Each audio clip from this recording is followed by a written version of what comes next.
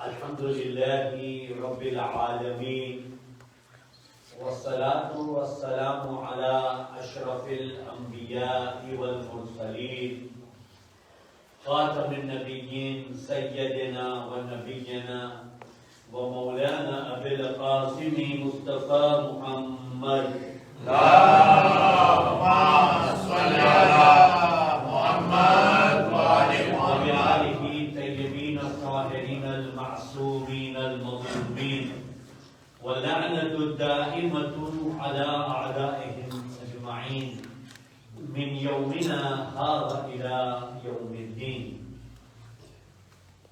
أما بعد، السلام عليكم جميعا ورحمة الله وبركاته. وعليكم السلام ورحمة الله وبركاته. मुसलसल आपकी જે ટોપિક છે આજના જોર ઉપર અને આજે આપણો જે પણ ડિસિઝન લેશું એ આપણો ફ્યુચર બની જશે એના ઉપર આપણે ચર્ચા કરી રહ્યા હતા અને ગઈકાલે આપણે ફેમિલી ઉપર વાત કર્યા કે આજની ફેમિલી એ આપણે સ્ટેબિલિટી આપે છે. સ્ટેબિલિટી લાઈફની અંદર બહુ જરૂરી છે. અગર આપણે શિપમાં જાય અને શિપમાં યા શિપ એટલે સ્ટીમરમાં અગર આપણે જાય ને અગર સ્ટીમર સ્ટેબલ ન હશે ઇન્સાનને તકલીફ પણ આવશે, ગભરાટો પણ ચડશે. ઇન્સાનને એકદમ આપણે કહેતા હોય ઇન્સાનને આ સફર કરવું મજા ના દરેક રીતે જેવી રીતે આપણી ખુરશી છે આપણે બેઠા હોય આપણી ખુરશી સ્ટેબલ ન હોય તો હર જિંદગીની અંદર સ્ટેબિલિટી બહુ જરૂરી છે અને એ ફેમિલી જે છે અમને સ્ટેબિલિટી આપે છે. એટલે આજ ઇન્શાઅલ્લાહ શોર્ટ ખાસ પ્રોગ્રામ છે અને ત્યારબાદ આપણો પ્રોગ્રામ હશે ઇન્શાઅલ્લાહ. તો જરૂર મને થયું કે જે અમુક વાતો ઇમ્પોર્ટન્ટ છે આજે હું એ હવાલાથી કન્ટિન્યુ કરીશ, પછી કાલે જે એક બીજો આપણો જે ઇમ્પોર્ટન્સ છે કે જે આપણો આજના હવાલાથી ડિસિઝન કેમ લઈ શકે, આજનો ફેસલો અમારું કલનું એક નતીજો બની શકે, જેવી રીતે આ બુક છે ટુડેઝ મેટરના હવાલાથી. હર દરેક ફેમિલીમાં અગર આપણે જોવા જાય દરેક ફેમિલી એમાં સમસ્યા હોય છે, ઇશ્યુઝ હોય છે, અપ્સ એન્ડ ડાઉન હોય છે. દરેક ફેમિલીમાં સમસ્યા હોય છે, પણ ખુશ નસીબ ઈ છે કે જેના પાસે ફેમિલી છે. ખુશ નસીબ છે, લકી છે એ માણસ કે જેના પાસે ફેમિલી છે. એક બહુ ફાઇન ઓઠો છે અને એ લખે છે કે હું હારી જાઉં મને પરવા નથી, હું હારી જાઉં મને પરવા નથી, પણ મારો પરિવાર ન હારે તે મારા માટે જરૂરી છે. મારો પરિવાર ન હારે તે મારા માટે બહુ જરૂરી છે. એટલે આ જે ફેમિલી આપણો પરિવાર એની અંદર આપણે કેમ કરતા સરખી રીતે એને સમજે ઓળખે. ખાસ કરીને જે ન્યૂલી મેરીડ હોય છે, જે ન્યૂલી મેરીડ જે નવા શાદી કરવા વાળા હોય છે, અહીંયા મને નથી ખબર પણ આપણે ત્યાં એ લોકો માટે ખાસ ટ્રેનિંગ હોય છે, એ લોકો માટે ખાસ એક કાઉન્સેલિંગ હોય છે કે તમારું આ પરિવાર શરૂ કરે કેવી રીતે, ક્યાંથી તમે તમારી જે ફેમિલી રિલેશનશિપ જે છે એ તમે શરૂ કરી શકો. એ બહુ ઇમ્પોર્ટન્ટ વસ્તુ છે.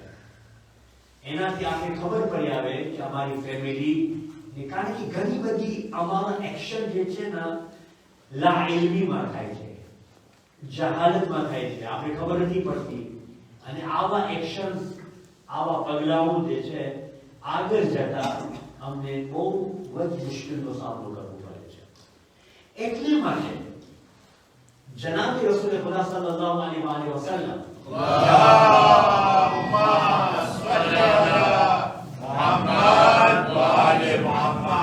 जनाब रसूल हमेशा जाने इमाम अली અને જનાબ ફાતિમા ઝહરાની જ્યારે શાદી થઈ હતી ત્યારે રૂખસતીના ટાઈમમાં બહુ ઇમ્પોર્ટન્ટ વસ્તુ છે રૂખસતીના ટાઈમમાં રસૂલ ખુદા ઇમામ અલીને પણ જે છે કાઉન્સેલિંગ કર્યા એમને પણ સલાહ આપ્યા એમને પણ એડવાઇસ આપ્યા જનાબ ફાતિમા ઝહરા સલામુલ્લાહ અલૈહાને પણ કાઉન્સેલિંગ કર્યા એને પણ સલાહ આપ્યા એને પણ આઈડિયા આપ્યા કે ફેમિલી કેમ છે husband and wife નું હક શું હોય છે husband અને wife અને husband એના ઉપર હુકુક શું હોય છે આપણો ઘરને અગર મજબૂત બનાવવા માટે એનું શું રોલ હોવું જોઈએ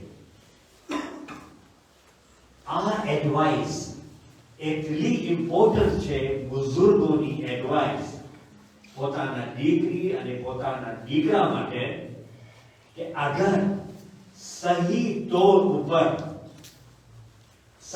ઉપર बुजुर्गों सही एडवाइस सही भणावण सही काउंसलिंग अगर था तो ओछा चांसेस છે બહુ ઓછા ચાન્સીસ છે કે સેપરેશન ના મોડ ઉપર આવી ઇમ્પોર્ટન્ટ વસ્તુ છે એક ફાઇન સ્ટોરી છે કે એક વખત હસબન્ડ એન્ડ વાઇફ એ લોકોની શાદી એ લોકોની શાદી થઈ અને વાઇફને કાંઈ રાંધતા કે કાંઈ સ્ટાર્ટિંગમાં જે છે ખબર છે ઇન્સાન જયારે મહેનત કરે આવડતું ન હોય કાંઈ થઈ તો એક વખત પહેલા જ દિવસે હસબન્ડ એન્ડ વાઇફ એ લોકો કીધા કે જો એક ડાયરી તમે પણ રાખજો ને એક ડાયરી બુક હું પણ રાખીશ આપણે એક વર્ષ સુધી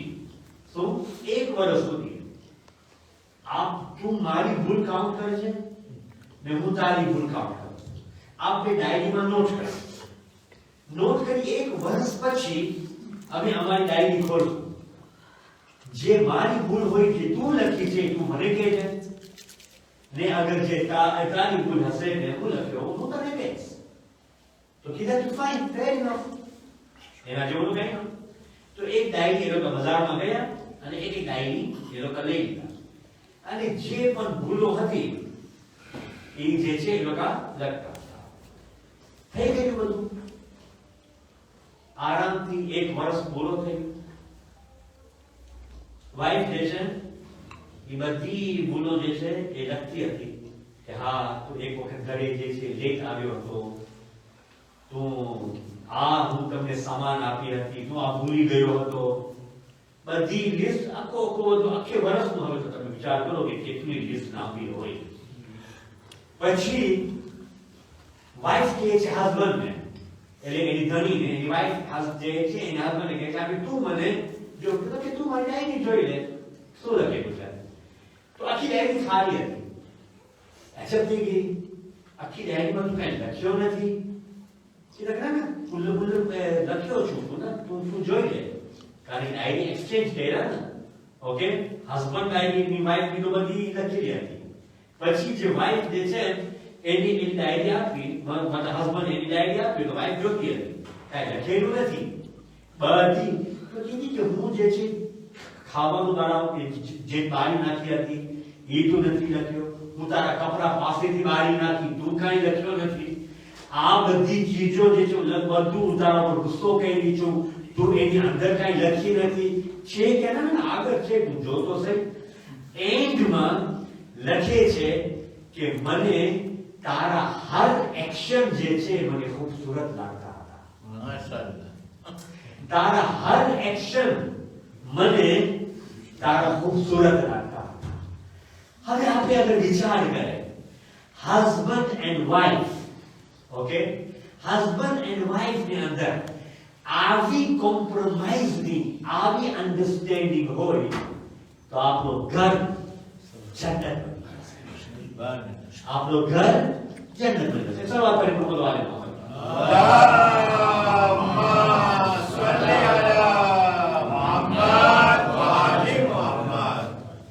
इमाम हसन अल अस्करी अफजल सलात સલાતુ વસ્સલામ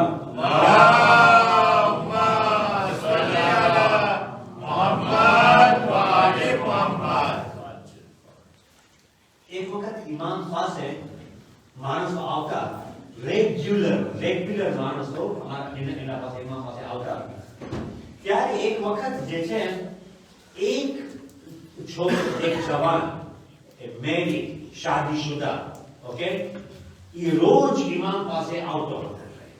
પણ અમુક દિવસોથી આ ભાઈ દેખાતો નહોતો.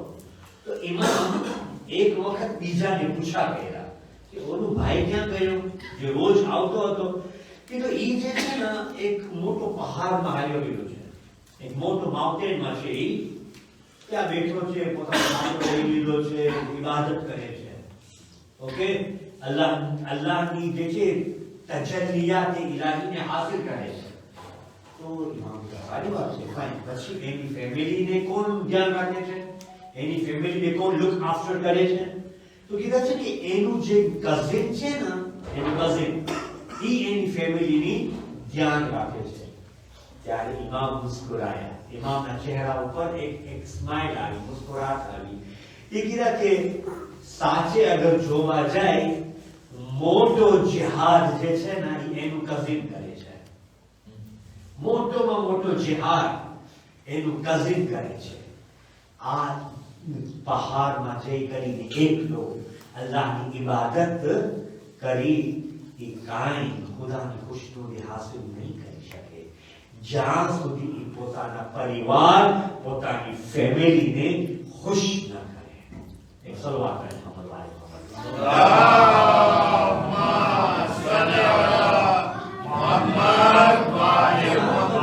એક્ઝામ્પલ છે. અન્ડરસ્ટેન્ડિંગ બહુ જરૂરી છે. એકબીજાને સમજવું, એક આપણી ફેમિલી ને જે છે બુનિયાદ, એ હંમેશા યાદ રાખજો. આ ઉસૂલ છે. પોતાના ફેમિલીમાં જે ઇશ્યુઝ હોય છે ને, કોશિશ કરો કે પોતે એને સોલ્વ કરવાની. બહારના જે ત્રીજા આવશે ને, અગર સારા હશે, અગર ફાઇન, ઓપન માઇન્ડ, યા તો પછી કોઈ ઉપર ફેવરિઝમ કે કાંઈ ઓલું ન હશે, તો પછી તમે વિચાર કરો તો સારું, એ તમે કઈ રિકન્સિલિએશન કરી શકે. પણ જાણે એ લોકોની અંદર જે છે ને, આ કોઈ ત્રીજી પાર્ટી આવશે, બલકે બધાને કામ નીકળાવી શકે છે. એટલી કહેવત છે કે ઘરની વાત હંમેશા ઘરમાં રાખવી અને સરદારવું. એટલા માટે કહે છે કે હસબન્ડ એન્ડ વાઇફ એક માટે લિબાસ છે. લિબાસનું કામ શું છે? આપણું શરીરને ઢાંકે છે. રાઈટ? આપણું શરીરને શું કરે છે? ઢાંકે છે. લિબાસનું પણ એ જ કામ છે કે એકબીજાના જે છે ને આઈના બની જાય, એકબીજાનો લિબાસ બની જાય. આડીસાનું કામ શું હોય કે તમારું એક તમને જ કહેશે, બીજાને જઈને નહીં કે આપણું એક. આડીસાની એક ખૂબી છે, મિરર એને આપણે કહેતા હોય ને, એની ખૂબી છે. તો મોમિનની મિસાલ પણ આડીસા જેવી છે. અલ્લાહુ અકબર. કે મોમિન જે હશે ને, સારોમાં સારો દોસ્ત, સારોમાં સારો મોમિન, એની મિસાલ આડીસા જેવી હોય છે. તમને સામે કહેશે પણ બીજાને તમારો એક નહીં કર્યા. એક સલવાત વાળી મોહમ્મદ વાળી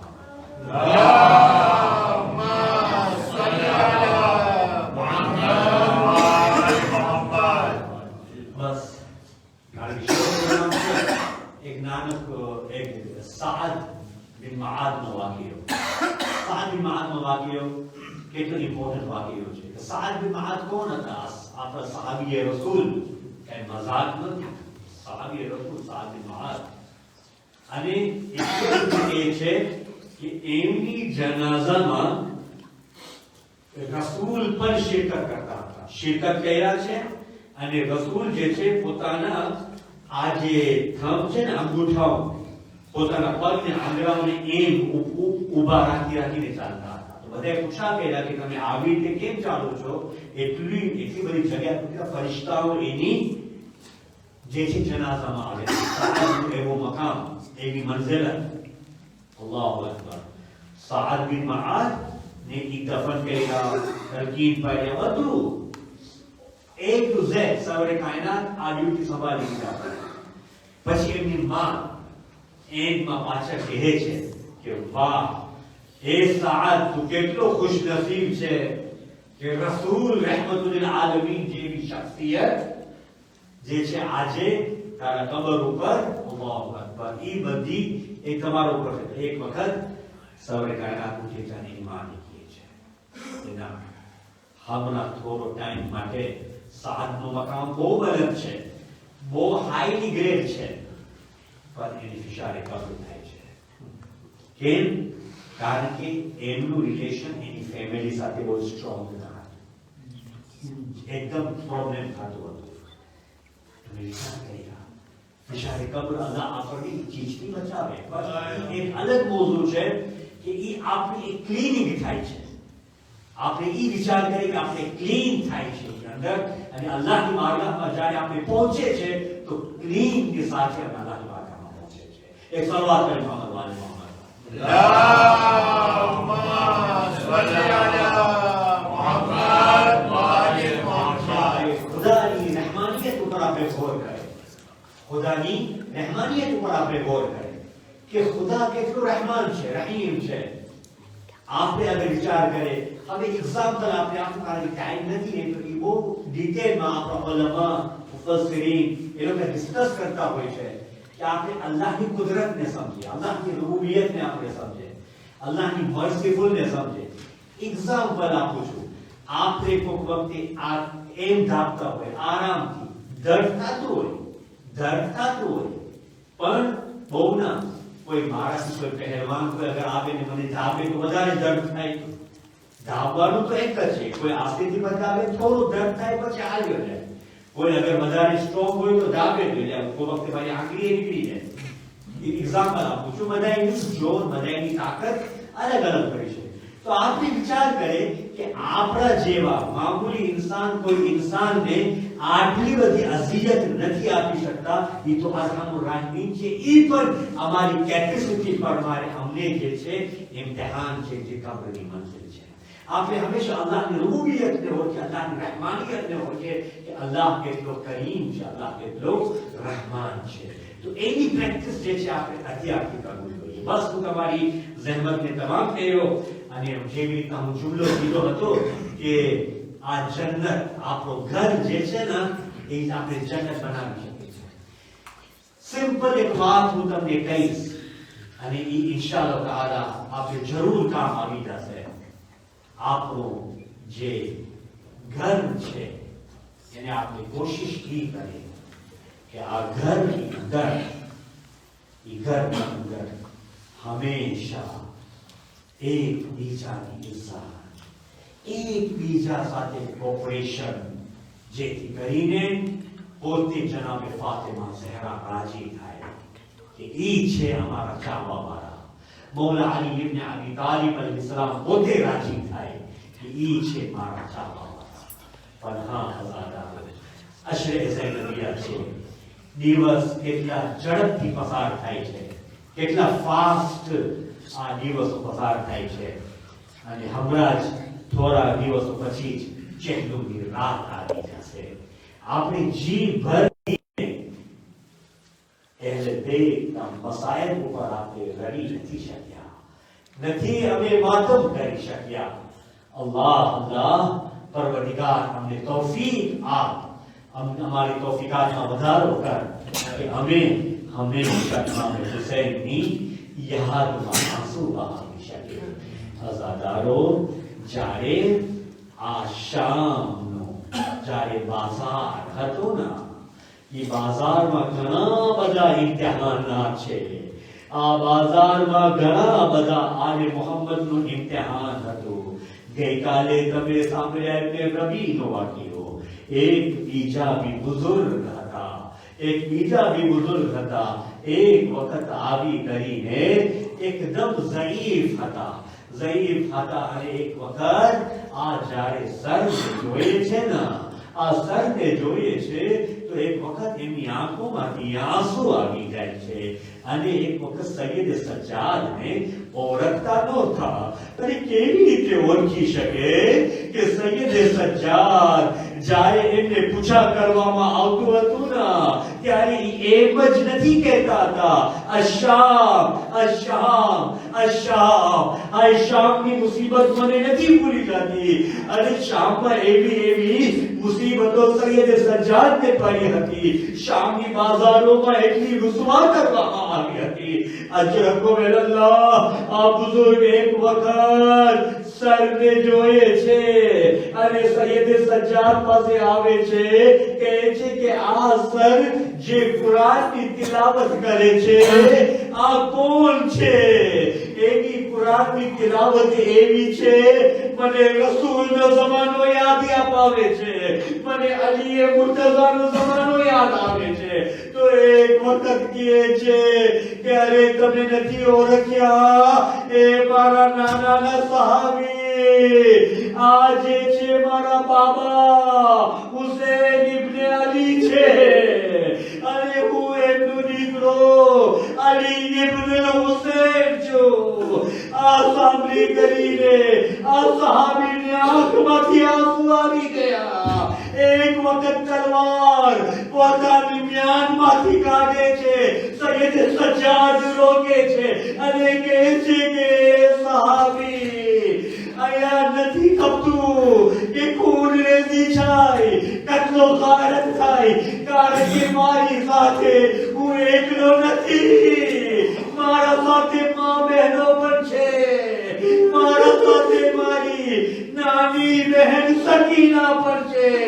ઈ બધું મંઝર પોતાની આંખથી જોયા છે. એક વખત અલ્લાહ આ સહાબી કહે છે મૌલા સજ્જાદ તમે મને રજા આપો, તમારા માટે શું કરું? હું તમારી ખિદમત કેવી રીતે કરું? અજરકો અલ્લાહ બસ આખરી જુમલો છે અલ્લાહ તમારી આવાજોને સલામત રાખે. જે આવાજે ગિરિયા બલંદ થઈ રહી છે અલ્લાહ તમને એનું અજર આપે. જરૂર માં ફાતિમા ઝહરા તમને એનું અજર આપશે. એક વખત સૈયદ સજ્જાદ કહે છે તું મારા ઉપર કઈ ફેવર કરવા માંગે છે, મારા ઉપર કઈ એહસાન કરવા માંગે છે તો તું એક કામ કર, તારા માથામાંથી અમામો ઉતાર, એની જરાક બાંધી લે અને જે મારી તોપ છે ને ઈ બહુ ભારી છે એને તોપને હટાવીને આ કપડો મારી તોપ અને ગરદનની વચમાં રાખી દે.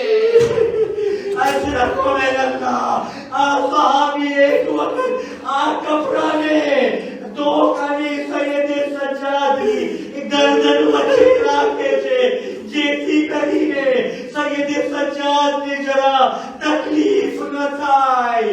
ત્યારે આ મંઝર જોઈ કરીને પોતાને માવા લાગે છે, માતમ કરવા લાગે છે અને સર પીટવા લાગે છે. હાય સૈયદ સજ્જાદનું ગોશ પણ ઓગળાય.